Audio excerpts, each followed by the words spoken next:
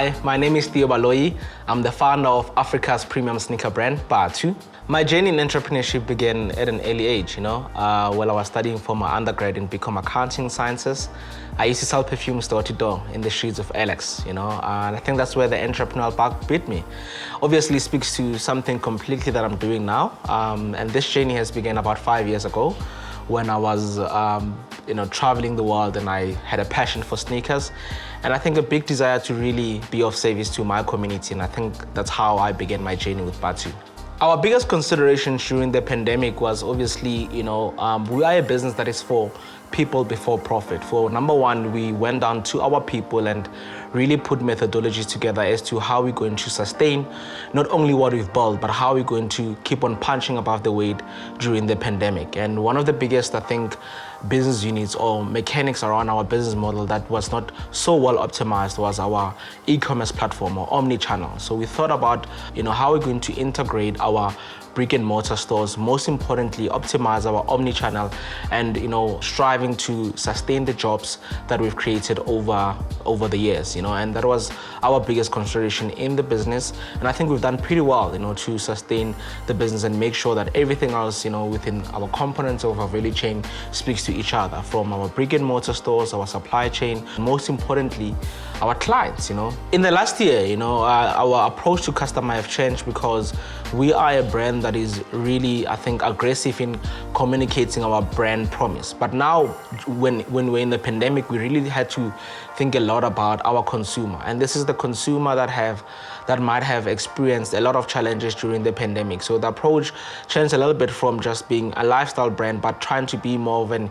inclusive brand, inclusive as to what is our consumer and our clientele, going through, and how do we show up as brand during these difficult times for our consumer and make sure that we walk this journey with our consumer. And that has changed from the different offerings that we would normally offer during or before the pandemic, So during the pandemic, there's a lot of offerings that had to sort of be inclusive as to what is our consumer going through and how do we make sure that we walk this journey with our consumer who's probably just going through a lot. The hardest lesson that I've learned over the last 2 years was, with growing a startup, it's really growing with the people, especially with the history of our business, where we started in a room in Alex and having to really scale my business to corporatize it and grow with the people that we've started with. And most importantly, having that skill and approach to really get the right people in the bus, and not only in the bus, but also put them in the right seats. That has been the toughest challenge, and especially in the dynamics of a retail sector that is changing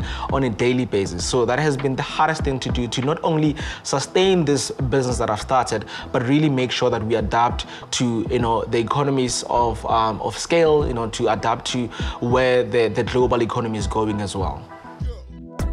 So we overcame that challenge by really, engaging our team and really being vulnerable at times with our consumers and being vulnerable with, our leadership team to say, this is the strategy that we had 5 years ago, but times have changed, the economy have changed so much. The consumer that we are trying to sell that vision to has also changed so much. We came up with a brand promise and approach that is very much inclusive, and we've managed to work together as a team and to achieve and overcome that challenge. I've prepared myself mentally into getting 22 by obviously understanding the retail sector and the landscape of retail even better, and the dynamics that are really,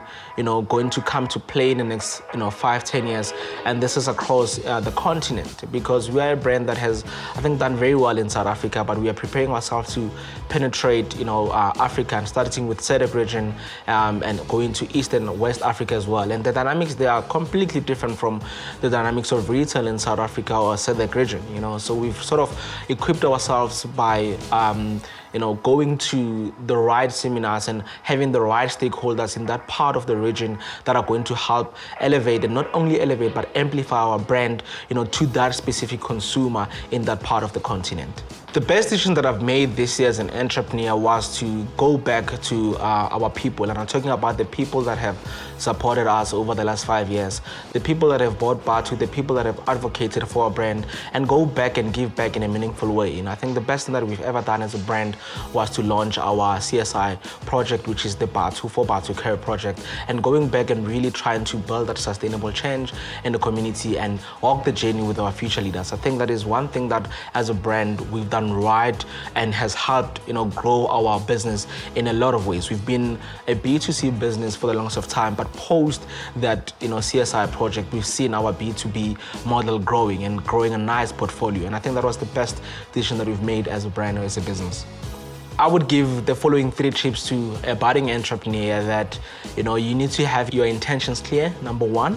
it's very important to really understand what is it that you're trying to do, to understand the commercial aspect of what you're trying to do, how you're going to monetize that idea and be able to scale it. And you need to be able to, number 2, to identify your consumer and really put the right product and the right service in the face of your consumer, and understanding what that product or service is going to help impact change or add value to that consumer. If you can clearly communicate that USP to your consumer, you will be able to commercialize, you will be able to scale, you will be able to build your business. And I think number 3, we as Africans have been, I think, at the receiving end for the longest of time. It's about time that we as Africans, we embody our heritage, we embody our culture, we embody that uniqueness into ecosystems, into value chains, even possible products and services that the rest of the world can receive, and we can export our heritage to the rest of the world.